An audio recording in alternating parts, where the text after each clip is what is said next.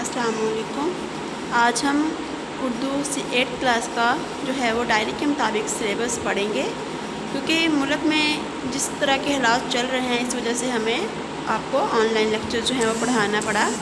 तो आज हम जो है वो आपकी डायरी के हिसाब से जो आपका लेक्चर है आज वो है कुदरती आफ़ात।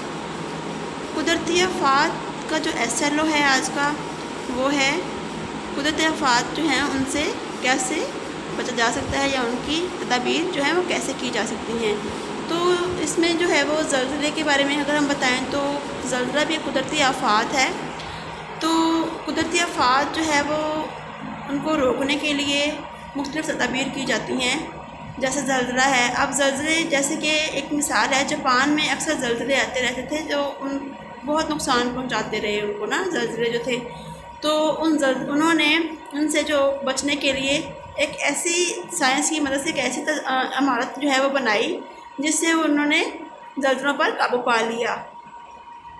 तो इसी तरह सैलाब जो है वो सैलाब से ये भी एक कुदरती आफ़त है।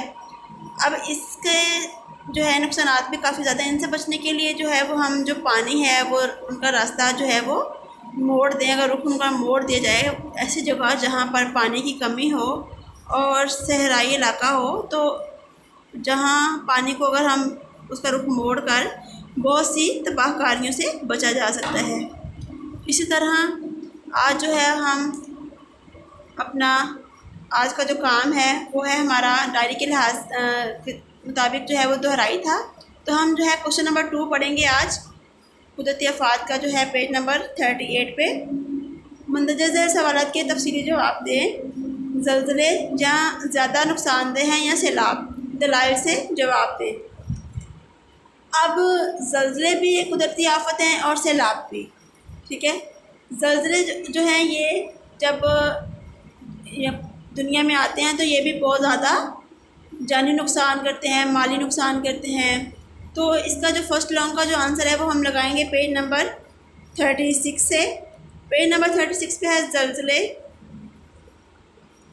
ज़लज़ला भी एक कुदरती आफ़त है। इसकी वजह से दुनिया के मुख्तलिफ़ हिस्सों में हज़ारों इंसान मौत का शिकार हो चुके हैं। जानी नुकसान के साथ साथ माली नुकसान अलग होता है। कई इमारत जो है वो आने वाहद में मलबे का ढेर बन जाती हैं। इस मलबे से ज़ख्मियों और ज़िंदा बच जाने वाले इंसान को निकालना नामुमकिन हो जाता है। इंसानों को निकाल भी लिया जाए तो इमारत के मलबे जो हैं वो उठाना इस कदर मुश्किल हो जाते हैं कि नई जो उसके बाद नई इमारत को तमीर करना महीनों या बरसों में मुमकिन हो पाता है। तो इसी तरह जो है दुनिया में सबसे ज़्यादा शदीद ज़लज़ला 1960 में चली में आया था। रिक्टर स्केल जो है इसका शिद्दत 9.6 थी। तो यहाँ से लेके यहाँ तक जो है आपका फर्स्ट लॉन्ग का एक आंसर यहाँ तक लगा लें। अगला जो है वो हम लगाएंगे पेज नंबर 37 पे है। पेज नंबर 37 पे है जी। ज़लज़ले की तरह सैलाब भी इंसान के लिए डरावना ख्वाब है। सैलाब की वजह से इंसान जो है वो बहुत ज़्यादा मौत के मुंह में चले जाते हैं, मकान ढेर हो जाते हैं, गाड़ियाँ सैलाब के पानी में बह जाती हैं और फसलें तबाह व बर्बाद हो जाती हैं। बाकी दुनिया की तरह पाकिस्तान में भी सैलाब ने बार बार तबाही मचाई। 2010 में आने वाले शदीद सैलाब ने पूरे पाकिस्तान को मुतासिर किया। चारों सूबों में से कोई ऐसा सूबा ना था जिसे तबाही का सामना ना करना पड़ा हो। गरीब किसानों की फसलें बागात तबाह हो गए। इनके मकानात, गिरके मवेशी और घरों का साजो सामान सैलाब में बह गए और बेचारे तबाह व बर्बाद हो गए। सैलाब के बायस सड़कें टूट गईं, पुल सैलाबी रेलों में बह गए।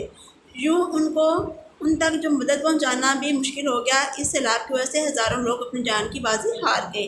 तो आज का जो है वो हमारा ये सबक था। उसके बाद जो हमारा आज होमवर्क है, होमवर्क में हमने आज पेज नंबर 40 पे इस्म सिफ्त की इकसाम है, सिफ्त अददी और सिफ्त मिकदारी।